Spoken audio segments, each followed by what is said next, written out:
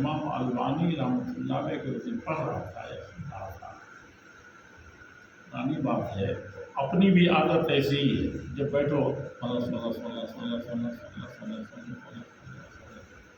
یعنی الفاظ بھی صحیح طریقے سے ادا نہیں ہوتے، لگتا ہے فل اسپیڈ وہیں آتی ہے، نمازوں میں بھی فل اسپیڈ وہاں رہتی ہے، سمجھنا بننا تو دور کی بات ہے، سبحان اللہ سبحان اللہ سبحان اللہ، اور بھی ادھیہ ایسی تیزی کرتے ہیں۔ امام البانی نے ایسے انداز میں اس کو بتایا تھا کہ یا اخی هذا ليس بذكر الله، ليس هذا ذکر اللہ، لازم تفهم، اذا ما فهمت اقل تقدير تقول سبحان الله، يعني عظمته وجلاله ينبغي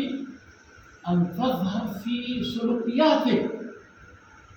اگر دل میں نہیں ہے تو ظاہری جو برتاؤ ہے اس سے ظاہر ہونا چاہیے کچھ نہ کچھ، اور کچھ نہ ہو تو الفاظ سے ہو،